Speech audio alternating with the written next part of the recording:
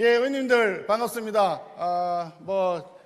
여의도에서 아침 저녁으로 계속 마주치는 얼굴이긴 하지만 또 여의도를 벗어나서 이렇게 인천공항공사 인재개발원에서 뵙게 되니까 또 색다른 것 같습니다. 조금 전에 소개를 했지만 우리가 전당대회를 통해서 당 지도부가 새롭게 들어오고 이제 우리 당도 기본적으로 뭐가 좀 안 맞나?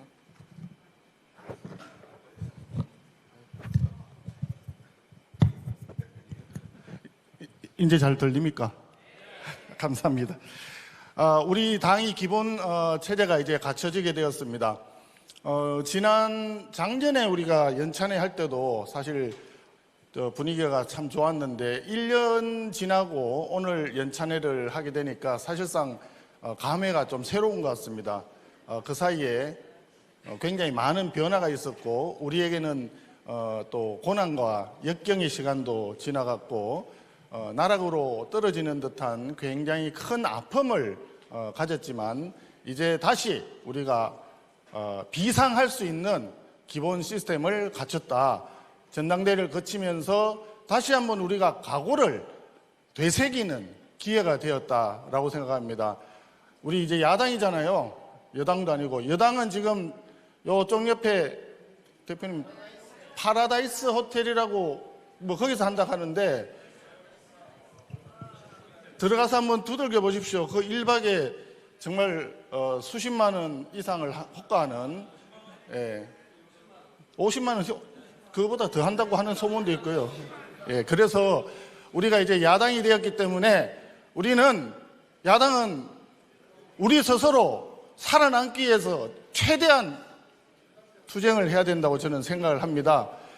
그동안에 우리에게 있었던 온갖 고난들에 대해서 과거의 아픈 상처를 자꾸 덜 추워내가지고 거기에 여인할 것이 아니라 우리 스스로가 미래를 향해서 가자. 미래에 우리가 무엇을 해서 국민들로부터 신뢰를 다시 얻을 것인가 이런 고민들을 좀 해야 되겠다는 생각을 하고요. 야당은 야당으로서의 또 역할이 있습니다. 잘 아시다시피 집권 정부 여당이 하는 정책이나 입법이나 제도 설계 중에서 우리가 찬성할 거는 또 국민들과 국익에 보탬이 되는 것은 얼마든지 협조를 해야 되겠죠. 그러나 하는 걸 보니까 제대로 하는 게 없다 이런 이야기입니다. 그러면 그런 부분에 대해서 국민들의 목소리를 대변해서 우리가 따끔하게 이런 부분을 비판을 하고 또 적절한 대안을 제시하고 싸울 건 싸우고 이렇게 해야 되지 않겠습니까? 어저께 보셨잖아요. 아니, 부의장님 오십니다. 어저께 사실 그 국가인권위원회는 두 번째 지금 벌어지는 일인데 법에 분명히 우리 당에서 추천권을 가지도록 명시가 되어 있습니다. 법에 나와 있는 것을 자기들이 입맛에 맞지 않는 사람이라고 해가지고 다수당이 거부하고 비토를 하게 된다 그러면 기본적으로 법 자체를 자기들은 무시하겠다는 것이고 야당의 존재 자체를 부정한다는 이야기인데 이것을 우리가 어떻게 그냥 받아들일 수가 있겠습니까? 이렇기 때문에 우리는 이 부분에 대해서는 야당 존재 자체를 부정하는 것으로 간주하고 강력하게 투쟁을 해야 된다. 그래서 앞으로 9월 정기국회를 우리가 어떤 식으로 대응을 해야 될지 그런 부분을 포함해서 오늘 각 그 분임 토의 시간 있죠? 의원님들 그때 좀 이 부분에 대해서 좀 진지하게 또 깊이 있게 좀 다뤄주시고 그 대안을 한번 모색해 주시기를 부탁을 드리겠습니다. 그리고 또 이재명 그 대통령이 사상 초유의 대통령으로서 재판의 증인으로 지금 나올 수 있는 것 같습니다. 이재명 대통령이 경기지사 시절에 비서실장을 했다고 하는데요. 비서실장이 경기도 법인카드 횡령 혐의 재판에서 이재명 대통령의 증언이 필요하다. 그래서 증인 신청을 했다고 합니다. 전에는 상상도 못한 일이었습니다. 그렇지 않습니까, 여러분? 왜 상상도 못했느냐? 그런 범죄 혐의가 있거나 범죄 전과가 있는 사람은 대통령 나올 생각도 안 했습니다. 대통령은커녕 하급 공무원도 그렇게 하지 않는데 그런 사람이 대통령이 되겠다고 나와가지고 대통령이 되고 하다 보니까 범죄자 대통령의 범죄자 국무총리의 온갖 장관들 후보자들은 보니까 전부 투기에다가 갑질에다가 뭐 온갖 표절에다가 음주운전에다가 지금 심각한 상황 아니겠습니까? 이런 부분에 대해서 앞으로 우리가 철저하게 짚어나가야 된다 생각을 하고, 교육부 장관과 또 여가부 장관 인청이 다음 주에 있죠. 이 인청을 포함을 해서 우리가 어떻게 대여 투쟁을 할 것인지를 의원님들 좀 깊이 있게 좀 논의를 좀 해주시기 바랍니다. 지금 여기 굉장히 많은 이야기들을 써놨습니다.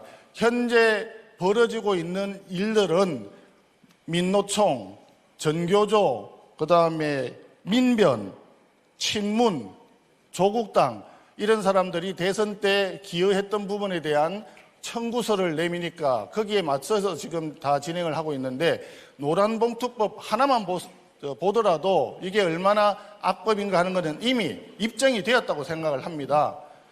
네이버 출신 장관 지금 2사람 나왔죠.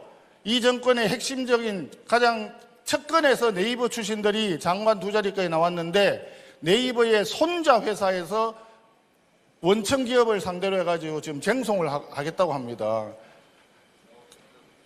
정말 아이러니 아니겠습니까? 그러니까 노란봉투법이 시행이 되면 기업들 쟁의 때문에 1년 365일 노조하고 협상하고 쟁의하느라고 아무런 의사결정도 제대로 못할 것이다. 이미 우리가 수차례 예고를 했고, 기업들은 국내에 투자하기보다는 해외로 철수할 것이다. 기업들이 투자 안 하고 철수하면 국내에 일자리 없어지니까 제일 먼저 희생당하는 게 누구냐? 청년층 아닙니까? 새로 일자리 들어오려고 하는 친구들을 다 일자리 없게 되니까 그런 부분을 이미 다 지적을 했는데도 불구하고 자기들 마음대로 강행을 하더니 결국은 지금 사달이 나가지고 현대자동차도 문제죠. 하나오션도 문제죠. 군산의 GM 같은 경우는 이미 철수하겠다고 공공연히 지금 얘기를 하고 있고, 이런 부분에 대해서 우리가 강력하게 투쟁을 해야 되겠다라고 생각을 합니다. 여러분, 의원님들께 좋은 말씀 많이 드려야 되는데, 오늘 오래간만에 이쪽에 나왔는데, 허심탄회하게 우리가 오늘 준비한 강의도 듣고, 특강을 듣고, 또 우리 스스로 공부도 좀 하고, 토론도 하면서 진지하게 우리의 미래를 좀 고민했으면 좋겠습니다. 오늘 깨어있다, 고민하다, 해결하다, 오늘 주제가 이렇게 되어 있는데, 국민들은 지금 다 깨어있다고 생각을 합니다. 국민들이 다 알고 계신다고 저는 믿고, 우리가 야당으로서 조금 더 고민해가지고 국민과 함께 간다면 이 문제들을 다 해결할 수 있다, 이렇게 생각을 합니다. 다들 화이팅 해주시고 함께 하나로 똘똘 뭉쳐서 집권 여당의 일당 독재, 입법 폭주에 대해서 맞서 싸울 수 있도록 다들 각오를 좀 단디 좀 해주시면 고맙겠습니다. 감사합니다.